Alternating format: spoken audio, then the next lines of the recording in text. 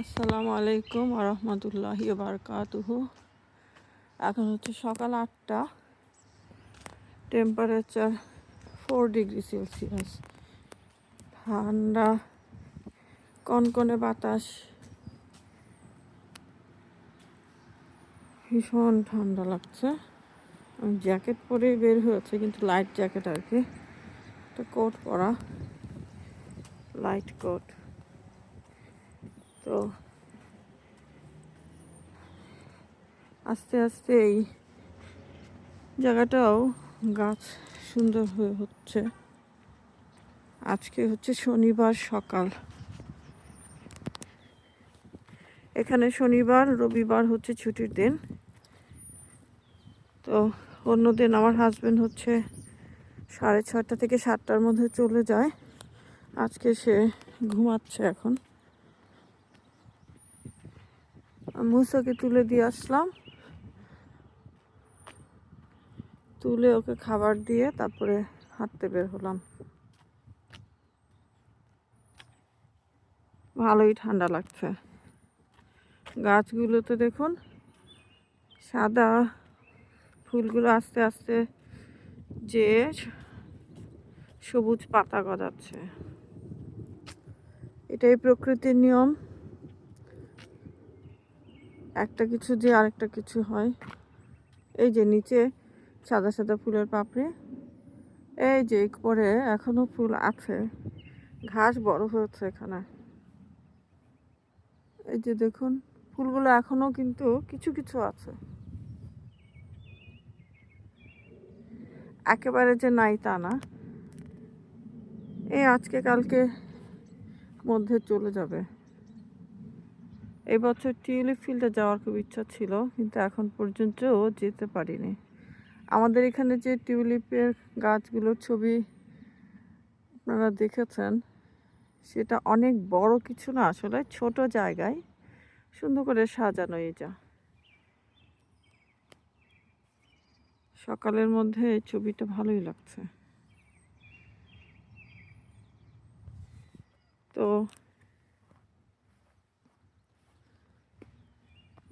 অস্ট্রেলিয়াতে দেখলাম যে একটা মেয়ে পড়তে গিয়েছিল, মারা গিয়েছে ব্রেন টিউমার হয়ে নাকি। খারাপ লাগলো, সকালে এই নিউজটা দেখলাম, এটার ছবি সহ পোস্ট করেছে একজন। আসলে কি মারা গেলে তার একদম মৃত মুখের ছবি ফেসবুকে পোস্ট করাটা ঠিক না। এটাতে তার তো কোনো উপকার হচ্ছে না, তাই না? আপনি তার মৃত মুখের ছবি কেন পোস্ট করছেন? একজন মানুষ মারা গিয়েছে, দ্যাটস এ স্যাড নিউজ। এটা একেবারে ছবি সহ পোস্ট করার কিছু না। আপনি নিউজটা দিতে চাচ্ছেন, নিউজটা দিয়ে ফেলেন, দ্যাটস ইট। আপনার কি দরকার? তার ফ্যামিলি মেম্বারদের কাছে কি এটা কি খুব আনন্দের কিছু?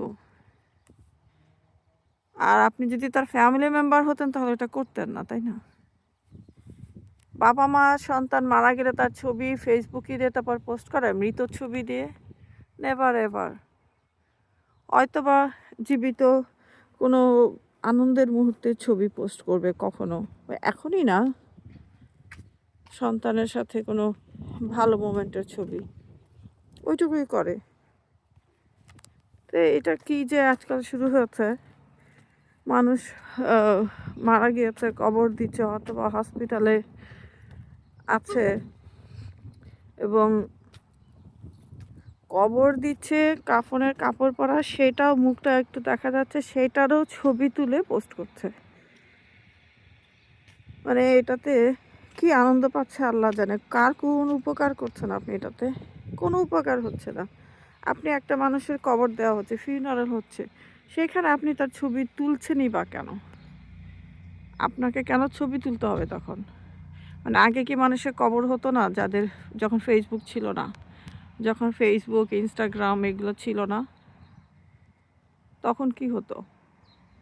আরে তখনও তো মানুষের কবর দেওয়া হতো নাকি? যারা মুসলিম তাদেরকে তো সবসময় কবরই দেওয়া হয়। যারা খ্রিস্টান তাদেরকেও কিন্তু আসলে কবরই দেয় অনেক জায়গায়, তাদেরকে কফিনে ভরে। কিন্তু বর্তমানে ওরা অনেক সময় ক্রিমেশন করে ফেলে, তারপরে অ্যাশটাকে রাখে একটা কৌটার মধ্যে। খুবই সিলি লাগে ব্যাপারটা আমার কাছে, যে কৌটার মধ্যে অ্যাশটা রেখে সেটা আবার দেখা যায় ফায়ার প্লেসের উপরে জায়গা থাকে যে ওই জায়গাটা রেখে দেয়। হাতটা একেবারে জমে বরফ হয়ে যাচ্ছে। তো ছেলে মেয়েদেরকে এভাবে একা একা দেশের বাইরে পাঠাবেন না। কেউ মাস্টার্স করবে, পিএইচডি করবে, সেগুলো বাংলাদেশে তো পড়াশোনা করেছে এবং সেটার হায়ার স্টাডি যদি আরও যদি পড়তে চায় সেটা বাংলাদেশে সম্ভব, তাই না? আর এত পরেই বা কী হবে? ফ্লোরিডাতে 2টা স্টুডেন্ট এসেছে, ওরা মারা গেছে। কেউ মেরে ফেলুক আর নিজে মরে যাক বা কোনো ডিজিজে মরুক, একই তো কথা, মরেই তো গেল, তাই না? এবং তারা পরিবার ছাড়া একা একা ছিল। তো খুবই পেইনফুল আসলে, মানে দেখে খারাপ লাগে। খুব ইয়াং পিপল। এখন মানুষের অসুখ বিসুখ হতে পারে, তখন যদি পরিবারের লোকজন কাছে থাকে তাতে কিন্তু তার অসুখ বিসুখটা অনেকখানি তার জন্য সহনীয় হয়। আমাদের দেশে, বাংলাদেশের কথাই চিন্তা করুন, কেউ যদি অসুস্থ হয় হাসপাতালগুলোতে দেখবেন ভিজিটরের প্রচুর ভিজিটর আসে, সবসময় মানুষ কিন্তু থাকে, কেউ না কেউ আসে দেখার জন্য খোঁজ। তারপর আর কেউ যদি আসতেও না পারে ফোন করে খোঁজ নেয় যে কেমন আছেন। এইটাই তো সাংঘাতিক একটা জিনিস, আপনার পাশে লোক আছে। আর তাছাড়া নিজে বাবা মা অসুস্থ হলে ছেলে মেয়েরা পাশে থাকে, ছেলে মেয়েরা অসুস্থ হলে বাবা মায়েরা পাশে থাকে। আর এরকম অন্য একটি দেশে অনেক দূরে, যেখানে বাবা মা আত্মীয় স্বজন কেউ নাই, সেরকম একটি জায়গায় যখন একজন মানুষ অসুস্থ হয় তার সময়টা কেমন কাটে চিন্তা করুন। একজন মানুষ অসুস্থ হলে তার পাশে যদি আপনি থাকেন, জাস্ট হাত ধরেও যদি বসে থাকেন, সেই মানুষটার কত আরাম লাগবে, কত রিলিফ ফিল করবে সে, যে হ্যাঁ রিল্যাক্স হবে সে। এখন আপনার সামনে খুব অসুস্থ, আপনি নির্বিকারভাবে যদি বসে থাকেন, so you are so cruel. অসুস্থ মানুষকে দেখতে যাওয়াটা একটা ইবাদত। কিছু করতে না পারেন, করতে না পারারও তো কিছু না, সবসময় যে টাকা দিয়ে হেল্প করতে হয় তা তো না। কেউ অসুস্থ, আপনি তার জন্য হয়তো বা একটু খাবার রান্না করে নিয়ে গেলেন বা তার বাসায় দিয়ে আসলেন, সেটাও তো পসিবল, তাই না? এবং নিজেদের যদি লোকজন থাকে তাহলে সেই সুবিধাটা আপনি বেশি পাবেন। আমার এই নিউজগুলো দেখে না খুব খারাপ লাগে। মানে আমার কাছে এখন মনে হয় যে এত লেখাপড়া করে কি হবে, আলটিমেটলি কী হবে বলুন তো? আপনি এই কেউ সোশ্যাল সায়েন্সে মাস্টার্স করলো বা কেউ কোনো একটা সাবজেক্টে পিএইচডি করলো এবং সেটা করার জন্য সে তার পরিবারকে ছেড়ে অনেক দূরের একটা দেশে চলে আসলো। তো এই যে আপনি আসলেন, তাতে কি এমন মানে সমাজের উপকার করলেন, বা হয়তো বা আপনি একটা মানে জায়গায় থাকলেন যে জায়গাটায় আপনি যখন রাস্তায় বের হলেন যানজট নাই, এইটাই। অথবা যে খাবারটা খাচ্ছেন খাবারটাতে ভেজাল নাই, ঠিক আছে, আপনার খাবারে ভেজাল নাই, আপনার যানজট নাই, ইলেকট্রিসিটি চলে যাচ্ছে না, হ্যাঁ আপনি এই সুবিধাগুলোর কথা বলতে পারেন, পানিটা ভালো। কিন্তু আরও খারাপ কিছু, কিন্তু এই সব কিছু করার পরেও এমন হতে পারে যে বাংলাদেশি মানুষ আছে না যারা 90 বছর উপরে বাঁচে, আমেরিকায় এখানে যে যে যারা মারা যাচ্ছে তাদের সবাইকে 90 বছর বাঁচে, 24-25-ও কিন্তু মারা যাচ্ছে। সো হায়াত যতদিন থাকার, সেটা আমরা যেই কান্ট্রিতেই থাকি না কেন ততদিনই থাকবে। তার থেকে 1 মিনিট বেশি বাঁচার সম্ভব না। আর মৃত্যুর পরে এইসব সার্টিফিকেটের তো কোনো ভ্যালুই নাই। যে সার্টিফিকেটগুলোর জন্য আমরা পরিবার ছেড়ে চলে আসি বা পরিবার আমাদেরকে অন্য দেশে পাঠিয়ে দেয়, যে এই সার্টিফিকেটগুলোর জন্য আমরা সারা দিন রাত পরিশ্রম করতে থাকি, অন্য সব কিছু বাদ দিয়ে এই সার্টিফিকেটগুলো অর্জনের জন্য সব কিছুকে আমরা তুচ্ছ করি। সেই সার্টিফিকেটগুলো মৃত্যুর পরে একেবারে ভ্যালুলেস, কোনো ভ্যালু নাই, টোটালি ভ্যালুলেস। সাপোজ ধরুন এই যে ইয়াং জেনারেশন যারা মারা গেল, যারা পিএইচডি স্টুডেন্ট ছিল অথবা যে মাস্টার্স পড়তে এসেছিল, সে যে মারা গেল, এখন সে মারা গেল, কবরে যাওয়ার পরে তাকে কিন্তু ওই সোশ্যাল সায়েন্স বা অন্য যে সাবজেক্টে যে পিএইচডি করতে থাকুক বা মাস্টার্স পড়তে থাকুক বা অনার্স করতে থাকুক, তাকে জিজ্ঞেস করবে না, কিন্তু কিচ্ছু জিজ্ঞেস করা হবে না ওই ব্যাপারে যে তুমি ওইটাতে তোমার গ্রেডিং কেমন ছিল, বা ওইটার উপর ডিপেন্ড করে তার আফটার লাইফের স্ট্যাটাসটা ডিপেন্ড করবে না ওইটার উপরে। এখন আমরা তো জানি যে হেভেন আর হেল এই দুইটা ডিভিশন আছে। যাওয়ার পর আফটার লাইফে এটা কিন্তু জানা জিজ্ঞেস করা হবে না যে এটার উপর ডিপেন্ড করে হেভেন আর হেল হবে না। কেউ মরে গেলার পরে সোলটা বারজাখে চলে গেল, বডিটা আমরা ব্যারি করে দিলাম আন্ডার দ্য সয়েল। তারপরে কিন্তু তাকে 3টা কোয়েশ্চেনের অ্যান্সার করতে হবে। ইজি কোয়েশ্চেন, বাট ওই মুহূর্তে ডিফিকাল্ট হতে পারে। Who is your lord, who was the messenger sent to you, what is your religion or belief. 3 questions only. তোমার প্রভু কে ছিল, কাকে পাঠানো হয়েছিল তোমাদেরকে মেসেজটা দেওয়ার জন্য, এবং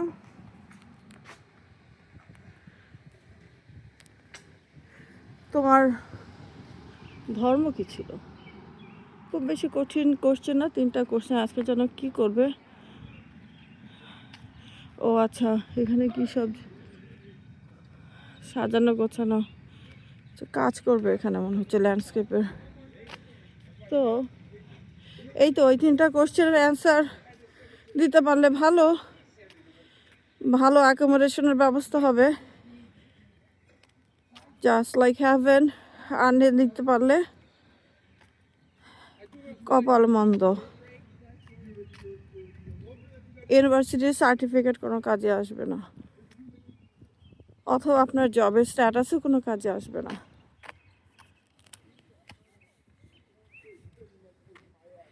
কবরের অ্যাকোমোডেশন বেটার মানে হচ্ছে স্পেশিয়াস কবর হবে, অনেক হ্যাভেনের সাথে কানেকশন থাকবে, সেখানকার যত সুবিধা আছে সেগুলো আপনি পাবেন, এবং লাইট থাকবে ভিতরে, নূর। এই তো আমরা তো সবাই লাইটই চাই, তাই না? তো এখন এরপরে আবার বিরাট একটা বিচার বসবে। সেই বিচারের মধ্যেও কিন্তু কেউ হয়তো বা ফ্রন্টে থাকবে, কেউ ব্যাকে থাকবে, কেউ মিডলে থাকবে।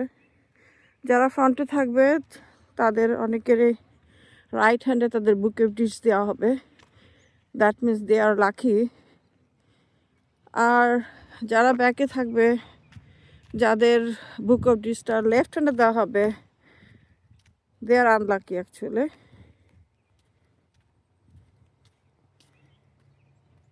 সূর্য থাকবে খুব কাছাকাছি, অনেক হিট হবে,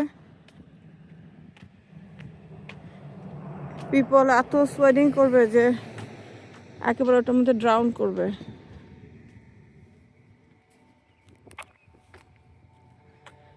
এরপর তো শুরু হবে বিচার। এই যে একটা বাংলাদেশে হয় না অনেক বিচার চলছে, তো চলছে তো চলছে জনম জনম ধরে। সেই সব বিচারের রায় যে কবে বের হবে তারও হদিস থাকে না। এইরকম বিচার চলতেই থাকবে। লোকজন তার একটা দুটা না, যত লোক আছে সবারই তো বিচার হবে। সেই বিচার কাজ শেষ হওয়ার পরেই নির্ধারণ করা হবে আপনি যাবেন কোন জায়গায় বা আমি যাব কোথায়।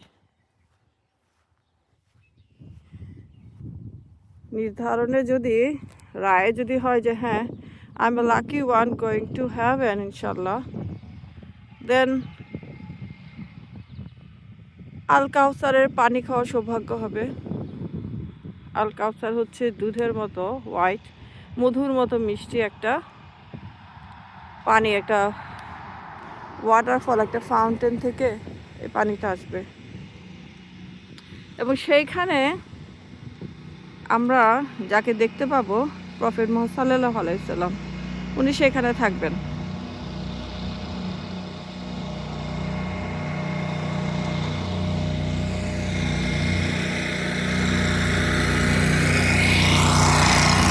এই যে ঘাস কাটার লোকজন দৌড়াদৌড়ি করছে, ঘাস কাটবে।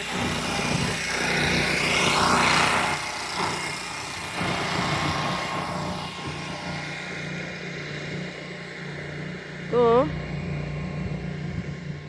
ভাগ্য ভালো হলে আমরা ওই আল কাউসারের পানি খাওয়ার ইনশাল্লাহ সুযোগ পাবো এবং পুলসিরাত পার হয়ে চলে যাব। কোথায়? সিরাত হচ্ছে একটা ব্রিজের নাম, যে ব্রিজটা খুবই ন্যারো, মানে শার্প চুলের মতো, চুলের থেকেও নাকি ন্যারো। ওইটার উপর দিয়ে যাওয়ার জন্য আসলে লাকি হতে হবে, মানে চাইলেই কেউ ওইটার উপর দিয়ে চলে যাবে তা হবে না। আমি চাইলাম আর ওটার উপর দিয়ে দৌড় দিয়ে চলে গেলাম, সেই রকম ভাগ্য নিয়ে থাকতে হবে যে হ্যাঁ আমার ডেস্টিনেশন আসলে জান্নাত অথবা জান্নাতুল ফেরদৌস। জান্নাত অনেকগুলো আছে, তার মধ্যে যাকে যেটার ওনার বানানো হয়, আমরা কিন্তু ওন করব। ওটা লিজে না যে 5 বছর পর লিজ শেষ হয়ে যাবে, 10 বছর পরে লিজ শেষ হয়ে যাবে, ব্যাপারটা তা না। যে এটা আমাকে দেওয়া হবে ইনশাল্লাহ, আমি কিন্তু সেটার ওনার হয়ে যাব, যে ওইটা আমার বাড়ি, আমার ল্যান্ড। এবং সেই জান্নাতে সেই ল্যান্ডটাতে তখন আমি আমার ল্যান্ডটা বুঝে নিব যে হ্যাঁ আমাকে এটা দেওয়া হচ্ছে। That's my land, that's my home, ultimate home. এবং ওইটাতে কেউ কোনো আজে বাজে কথা বলবে না আপনাকে, কোনো ভায়োলেন্স নাই, ব্যাড ল্যাঙ্গুয়েজ নাই, ভালগার ল্যাঙ্গুয়েজ নাই। এবং যে কম্পেনিয়ন হবে হি or she will be really nice and good. Amazing, তাই না?